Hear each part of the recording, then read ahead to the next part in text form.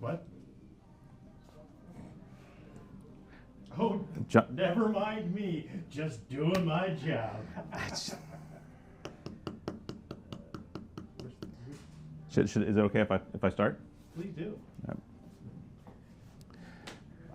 Brunello di Montalcino, established.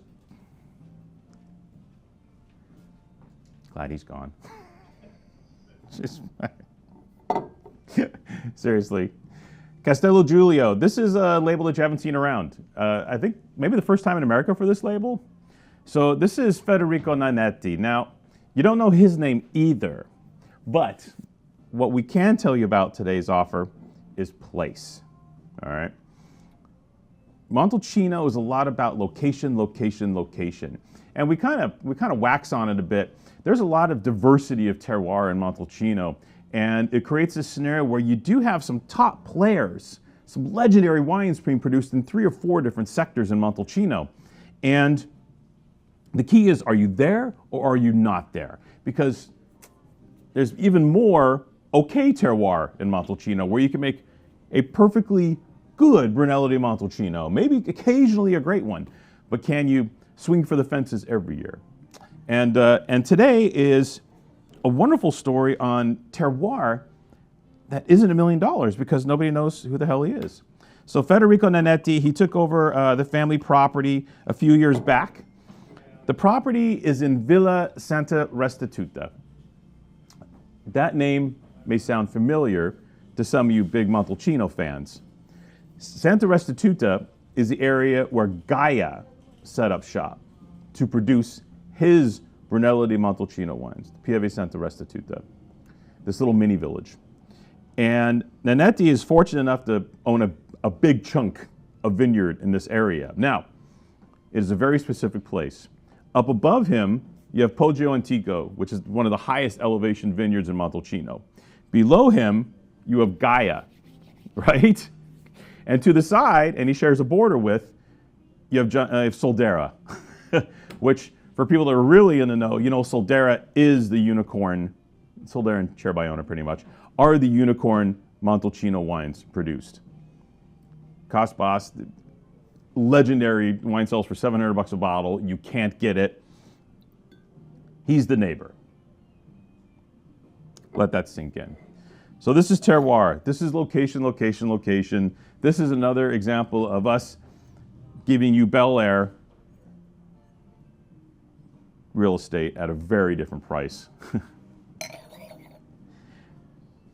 This is great. And there's more of these little pockets. You know, some of these older families that own property in these little areas kind of like fade out and the new generation comes in. We're going to see more wines like this. Federico, no wife, no kids. He might have a dog, you know, so he can devote all of his time to the property.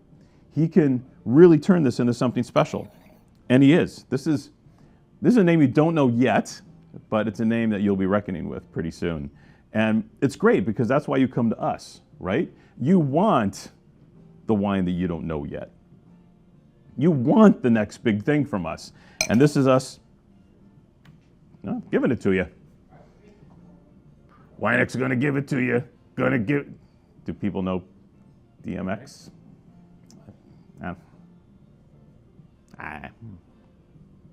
90s hip hop. I'm a little bit of a fan.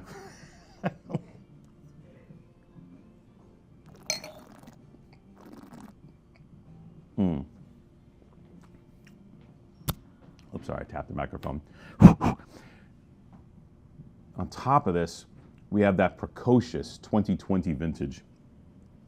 A heterogeneous vintage, but the guys that made top wines made wines in this style. Tender, sweet, round, elegant, classic. I love the color here. He's not pushing it, not trying to do too much. This is cool kid Montalcino wine, right? This is what the next generation, what the Maronettos and these guys are kind of doing. They're making wines like these. The barriques, the over-extraction, all that's kind of out. You get beautiful, sweet core fruit. Sound like a caveman. You get beautiful, sweet core of fruit. Allied with all the elegance and polish that this wine should have. just to digress a moment, when you look at the Brunello clone of Sangiovese, it's a bigger grape.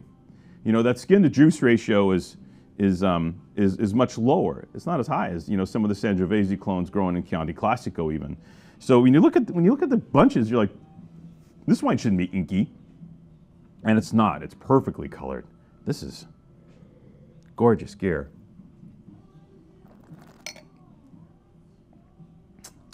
Delicious. That cherry, that balsamic red cherry thing is so prominent today. Features in the center palate of this wine. The tannins are perfectly framed. Lovely, lovely, lovely, lovely. Yeah, it's got press, 95 points from Suckling. But he's the only guy that reviewed it. I think he just reviewed everything, so I think everything's got a score from this cat. But that's good, he's working, huh? But the rest of the wine world doesn't know about the wine yet. They will. Because the wine world doesn't know about the rest of the wine yet, the wine's amazingly affordable. This is under $40. The big score for Soldera's next door neighbor. That's kind of a big deal. So you can pay $40 for this guy, or you can pay $600 for Soldera. Or no. You can pay less. You can pay like $135 for his other next door neighbor below him. Your call. Only 20 cases.